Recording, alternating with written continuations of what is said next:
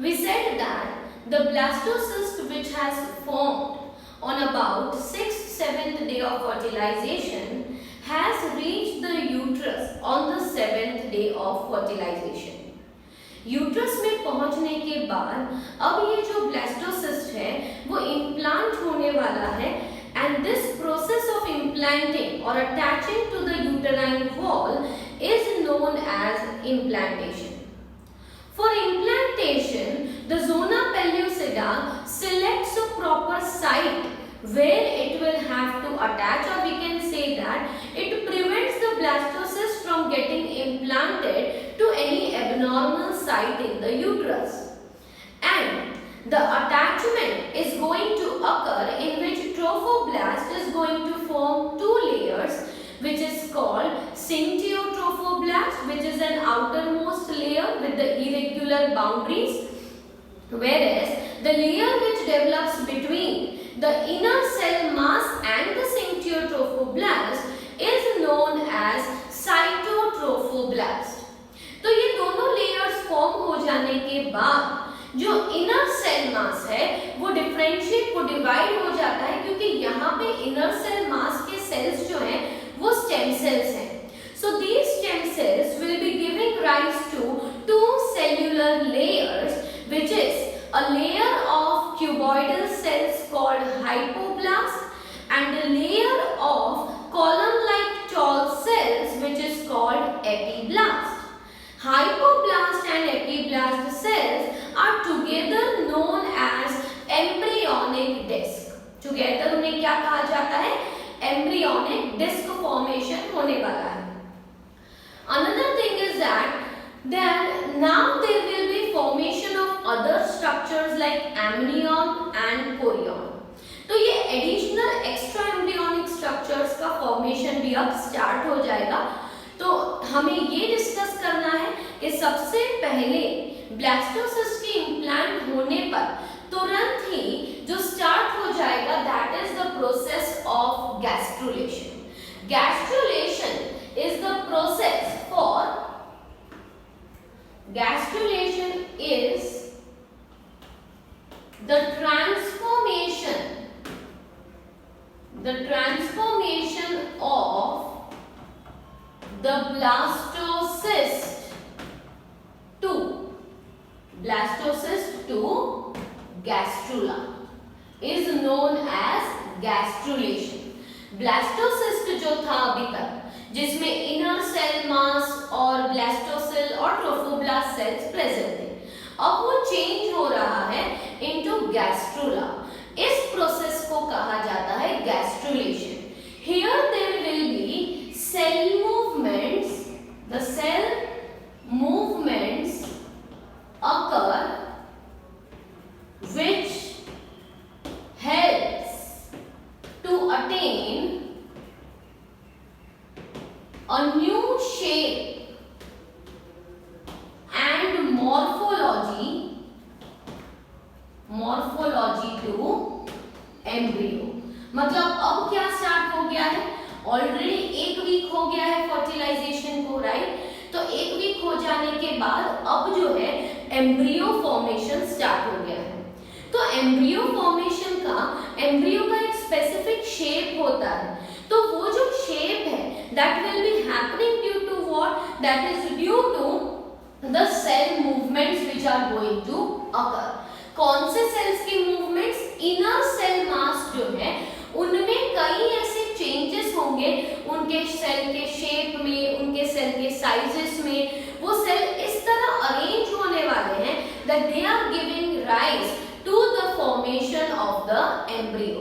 So cell movements will occur which will help to attain a new shape and morphology to the embryo, and these type of changes are known as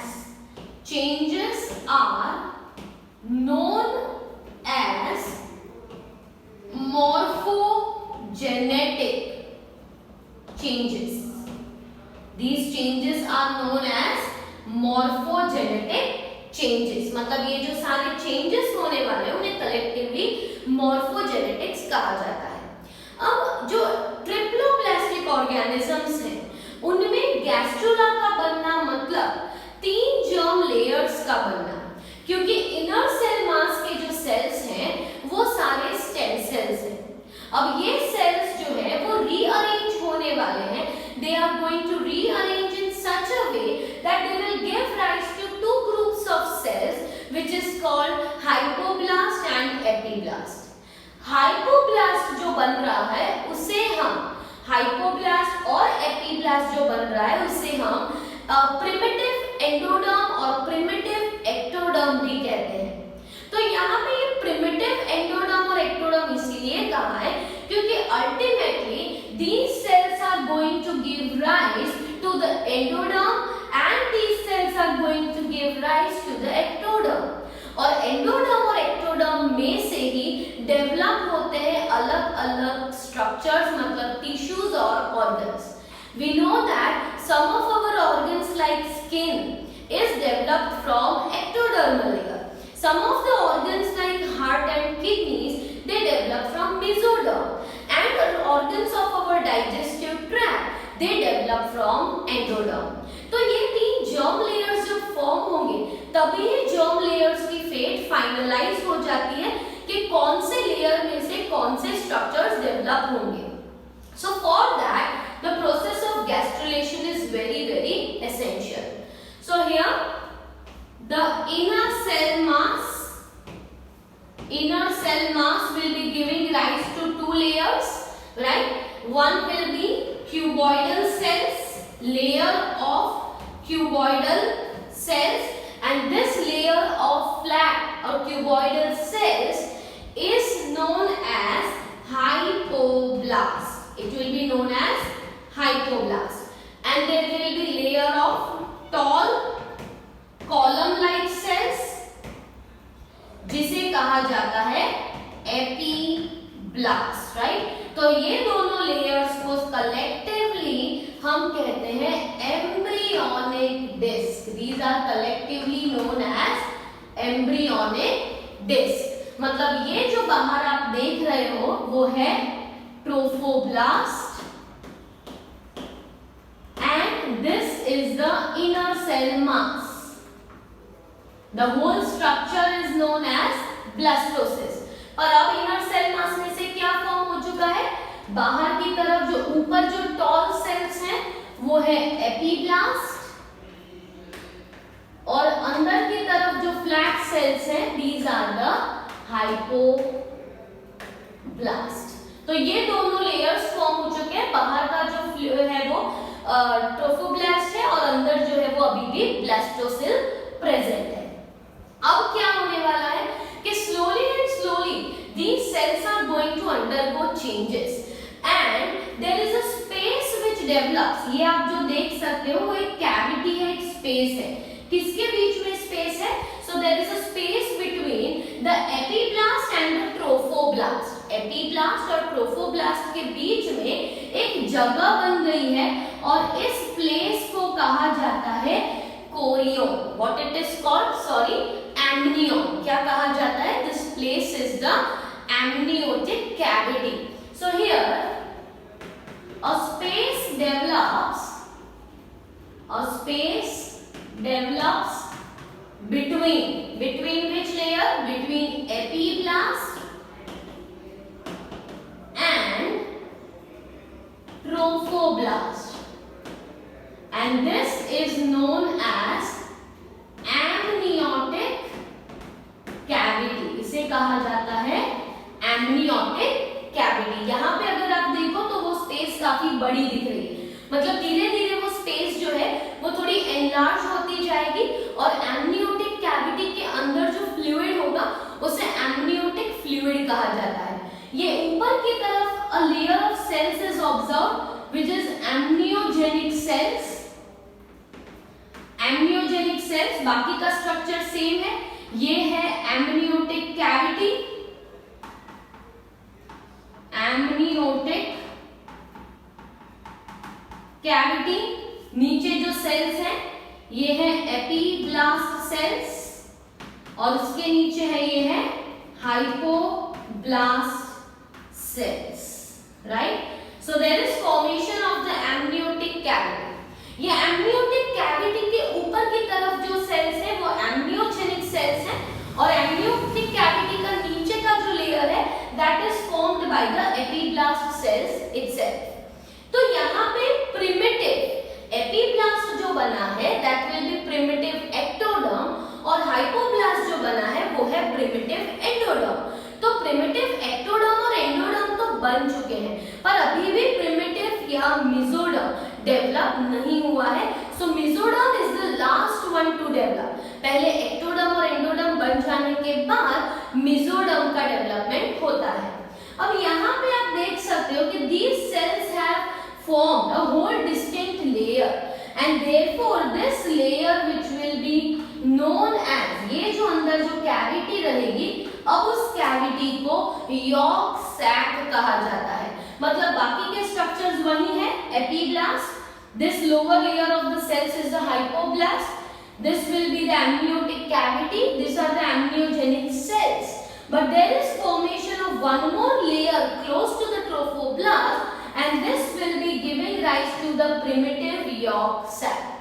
Humans में ये yolk sac सिर्फ initial days of pregnancy में देखने को मिलता है। मतलब जो 5th वीक है, 6th वीक है प्रेगनेंसी का या मैक्सिमम 7th वीक है तब तक ये यॉर्क सैक देखने को मिलता है। Later on stages of pregnancy, after 8th week, 9th week, yolk sac का स्ट्रक्चर विजिबल नहीं होता। यॉर्क सैक ज्यादा से ज्यादा प्रोमिनेंट किन ऑर्गेनिजम्स में होता है जो एग्स देते हैं, जैसे कि बर्ड्स और रेप्टाइल्स में यॉर्क सैक बहुत ही प्रोमिनेंटली पूरे ड्यूरेशन में एग के बाद भी देखने को मिलता है। जबकि ह्यूमंस में the importance of yolk sac is very less because the embryo is going to derive the nourishment directly from the mother as it is growing in the mother's womb through the placenta. अभी placenta formation नहीं हुआ है। अब धीरे धीरे जो Korean, एक और लेयर यहाँ पे डेवलप होने वाला है जिसके बारे में हम बात करेंगे, कोरियन। फिर कोरियन से बनते हैं chorionic villi and that will B resulting into formation of the placenta. So in the next lecture we are further going to continue from this topic only. हम यहाँ से कंटिन्यू करेंगे कि गैस्ट्रोलेशन हुआ, 2 लेयर्स फॉर्म हुए। Now there will be formation of extra embryonic mesoderm. There will be formation of extra embryonic mesoderm. So how this extra embryonic mesoderm formation occurs और इनसे Korean और एम्ब्रियन कैसे बनता है उसके बारे में हम आगे बात करेंगे।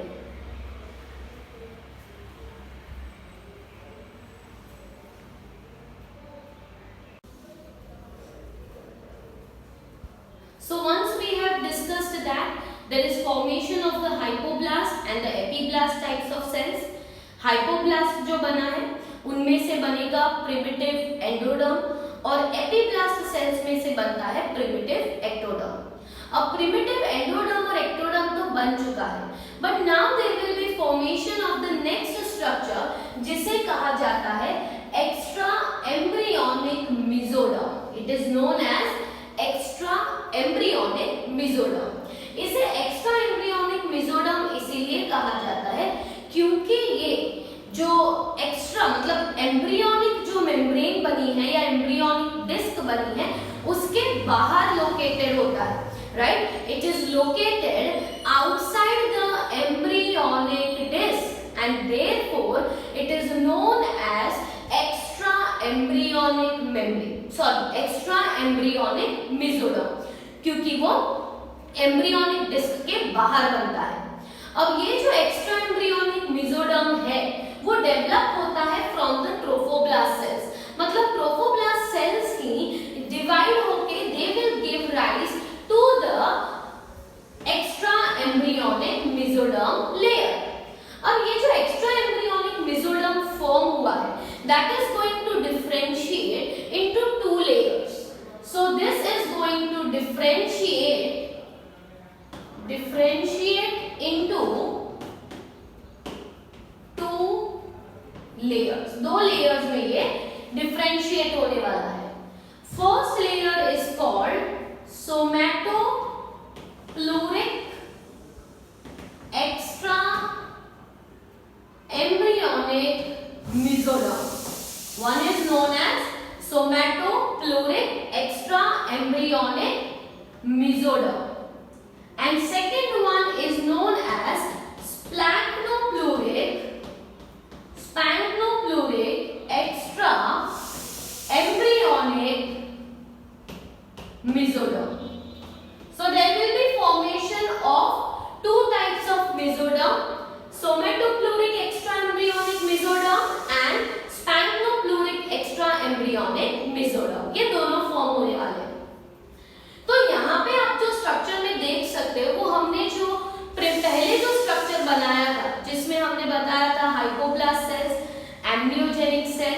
फिर हमने नीचे एपीब्लास्ट और हाइपोब्लास्ट बताया था और नीचे बताया था एंडोडर्म ऑफ यॉर्क सैक। ये सारे जो लेबलिंग हमने किए थे उसके बाद हमें ये स्ट्रक्चर देखने को मिलेगा in which there will be formation of, ये जो है somatopleuric extra embryonic mesoderm and splanchnopleuric extra embryonic mesoderm. These are going to give rise to two important layers known as chorion and amnion.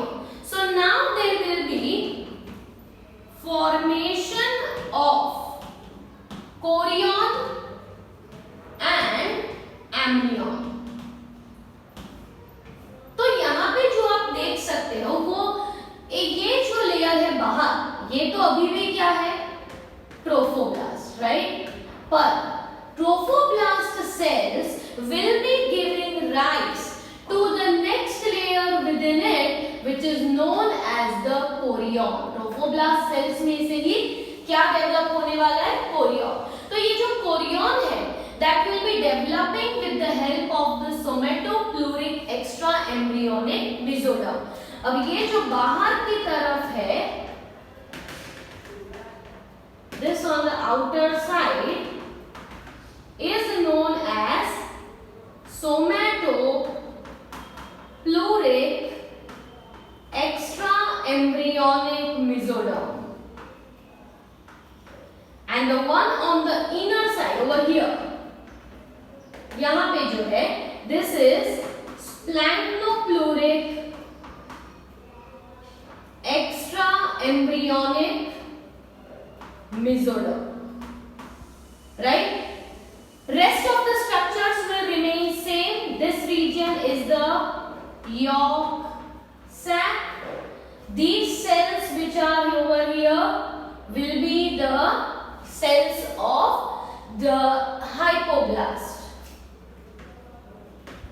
ऊपर जो बनेगा वो है, ऊपर के जो cells हैं, these will be known as the epiblast, right? तो पहले जब हम देखते हैं तो ये हमारा एक्स्ट्रा एम्ब्रियोनिक मेसोडर्म है, एक्स्ट्रा एम्ब्रियोनिक मेसोडर्म। हमने पहले क्या कहा कि ट्रोफोब्लास्ट सेल्स जो हैं, ये ट्रोफोब्लास्ट सेल्स डिफरेंशिएट होंगे और डिफरेंशिएट होके यहाँ पे ये जो स्ट्रक्चर बन रहा है इसे हम कहेंगे एक्स्ट्रा एम्ब्रियोनिक मेसोडर्म। मतलब एक्स्ट्रा एम्ब्रियोनिक मेसोडर्म यहाँ पे फॉर्म हुआ। अब एक्स्ट्रा एम्ब्रियोनिक मेसोडर्म जो है वो ही डिफरेंशिएट हो रहा है दो लेयर्स में। कौन से दो लेयर्स? सोमैटोप्लूरिक एक्स्ट्रा एम्ब्रियोनिक मेसोडर्म और स्पैक्टोप्लूरिक एक्स्ट्रा एम्ब्रियोनिक मेसोडर्म। तो बाहर जो बना वो है सोमैटोप्लूरिक, अंदर की तरफ जो बन रहा है वो है स्पैक्टोप्लूरिक। Now this somatopluric cells will be giving rise to the layer which is known as chorion, whereas spanopluric layer will be giving rise to the structure known as amnion. मतलब ये जो बना है वो है amniotic fluid, amniotic cavity, और बाहर जो बना है वो है chorion। मतलब यहाँ पे दो लेयर का फॉर्मेशन होगा। एक जो लेयर है जो बाहर की तरफ, मतलब जो ट्रोफोब्लास्ट सेल्स और सोमैटोप्लूरिक सेल्स की मदद से बना है वो है कोरियन, और अंदर की तरफ आप जो देख सकते हो लेयर वो है एमनियन, जिसके अंदर है एमनियोटिक फ्लूइड। धीरे धीरे जैसे इसका ग्रोथ होने लगेगा ये एमनियोटिक फ्लूइड पूरी तरह से इस एम्ब्रियो को एनसर्कल कर लेगा, और इसीलिए पूरा जो एम्ब्रियो है that fetus is now going to grow surrounding, उसके सराउंडिंग क्या रहता है? amniotic fluid रहता है। अभी तक amnion यहीं पे बना है, but amnion is going to extend all the way round. It is going to extend in such a way that it will be enclosing hypoblast, epiblast and all the endodermal layer. पूरे को enclose कर देगा और बाहर एक fluid filled cavity बन जाएगी, और उस cavity को हम amniotic cavity कहते हैं। तो यहाँ पे ये दोनों लेयर कोरियन और एमनियन का फॉर्मेशन होगा with the help of somatopluric, spanopluric and with the help of the trophoblast cells. So chorion formation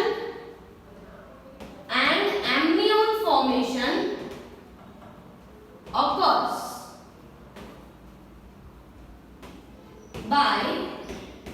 सोमैटोप्लूरिक and trophoblast cells. अब कोरियन और एमनियन बन गए तो रोल क्या है? कोरियन जो है वो ये बाहर का लेयर है, इस बाहर के लेयर को फिर कोरियन कहा जाता है, राइट? फिर हम उसे ट्रोफोब्लास्ट नहीं कहते, उसकी जगह पे क्या कहते हैं? कोरियन कहते हैं। अब ये जो कोरियन है that is going to form a small projection like structure जिसे कोरियोनिक विलाई कहते हैं। और कोरियोनिक विलाई जो है वो पूरा एंडोमेट्रियम में एम्बेडेड हो जाता है and that will give rise to placenta। जबकि एमनियन जो है, amnion is going to protect the whole embryo and will work as a shock absorbent. It will prevent from any of the jerk or any of the damage which will occur to the embryo while the female is moving or working or doing any activity. So here these two things are very very important। और हमें ये तो पता ही है कि blastocyst जब बन जाता है तो वो पूरा एंडोमेट्रियम के अंदर एम्बेडेड हो जाता है। So it is completely going to be embedded in the pit of the endometrium। इसलिए ये सारी चीजें जब हो रही है तब ये यूट्रस की वॉल के अंदर पूरा एम्बेडेड ही